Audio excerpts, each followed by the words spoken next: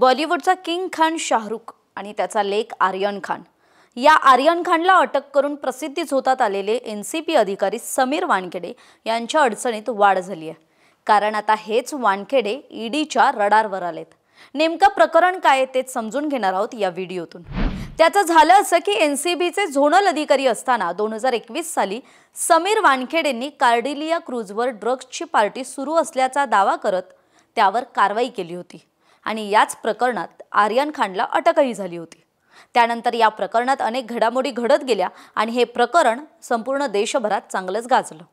पण याच प्रकरणात एक मोठा ट्विस्ट आलाय, कारण ईडीनं समीर वानखेडेंविरुद्ध मनी लॉन्ड्रिंगचा गुन्हा नोंदवलाय। एवढंच नाही तर ईडीनं एनसीबीच्या 3 अधिकाऱ्यांना सुद्धा समन्स बजावलंय आणि त्यांना लवकरच चौकशीसाठी बोलावण्यात येणार आहे।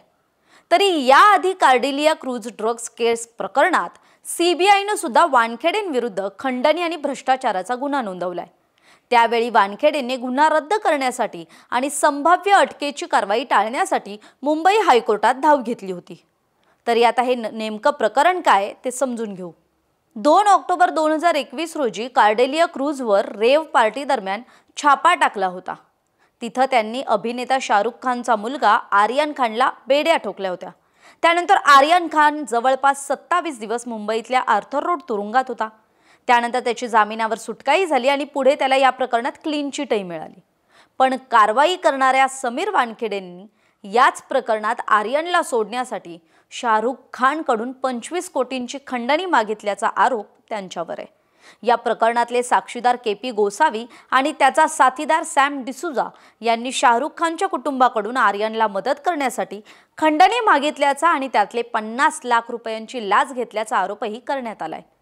आता आर्यन खानला तर या प्रकरणी क्लीन चिट मिळाली। खरं तर आर्यन खानला अटक केल्यानंतर बॉलिवूड कसं ड्रग्सच्या विळख्यात आहे अशी चर्चा त्यावेळी तुफानी रंगली होती। तसंच आर्यन खान आणि समीर वानखेडे यांच्या संदर्भातल्या अनेक सुरस कथांच्या चर्चा आपण रोज वृत्तपत्रांमधून टीव्ही वाहिन्यांवर पाहत होतो। पण 28 ऑक्टोबरला आर्यन खानला या प्रकरणी जामीन मंजूर झाला आणि 30 ऑक्टोबर 2021ला तो तुरुंगातून बाहेर पडला। म्हणजे जवळपास 27 दिवस आर्यन खाननं तुरुंगाची हवा खावी लागली होती। त्यामुळे आर्यन खानला पुढे क्लीन चिट मिळाली। पण याच प्रकरणात 3 वर्षांनंतर म्हणजे आता 2024 साली समीर वानखेडेंच्या अडचणीत वाढ झाल्याचं दिसतंय। कारण यात समीर वानखेडेंविरुद्ध ईडीनं मनी लॉन्ड्रिंगचा गुन्हा नोंदवलाय। या प्रकरणातली कारवाई टाळण्यासाठी वानखेडे गुन्हा रद्द करण्यासाठी आणि संभाव्य अटकेची कारवाई होऊ नये म्हणून उच्च न्यायालयात धाव घेतल्याचं कळतंय। त्यामुळे आता हे प्रकरण आणखी काय वळण घेतं ते पाहणं महत्त्वाचं असेल। महाराष्ट्रातील सर्व बातम्यांचे विश्वासार्ह व्यासपीठ सकाळच्या सर्व सोशल मीडिया प्लॅटफॉर्मला लाईक, फॉलो आणि सबस्क्राइब करा। तसंच सर्व नोटिफिकेशनसाठी बेल आयकॉन प्रेस करायला विसरू नका।